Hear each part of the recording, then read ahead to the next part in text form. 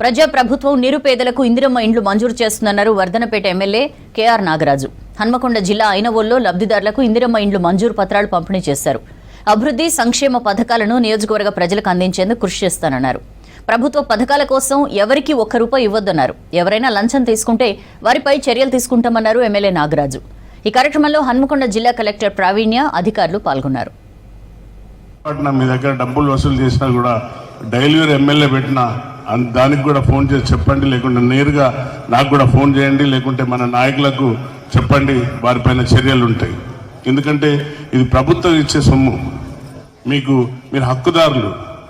రాజ్యాంగం ఇచ్చిన హక్కు రైతుకు రుణమాఫీ, రైతుకు బోనస్, ఉచిత బస్సు ప్రయాణం, నిరుపేదలకు కరెంటు 200 యూనిట్లు ఉచిత current, gas cylinder, Rajiv Aarogyasri బీమా పథకాన్ని కూడా ఇవ్వడం, ఇలాంటివన్నీ కూడా పూర్తి చేసుకుంటూ ముందుకు పోతున్నా కూడా ఇందిరమ్మ కమిటీ పర్యవేక్షణలో, మండలాధ్యక్షుని పర్యవేక్షణలో, గ్రామాధ్యక్షుని పర్యవేక్షణలో, నాయకుల పర్యవేక్షణలో ఇల్లు పూర్తి చేసి మనం మళ్ళీ ఈ యొక్క పండుగ రాకముందే ఈ శుభకార్యం చేసుకోవాలి.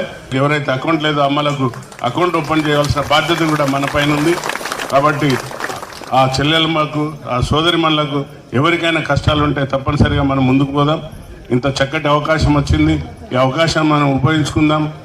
నాయకులందరూ కూడా నా కోసం కష్టపడ్డారు.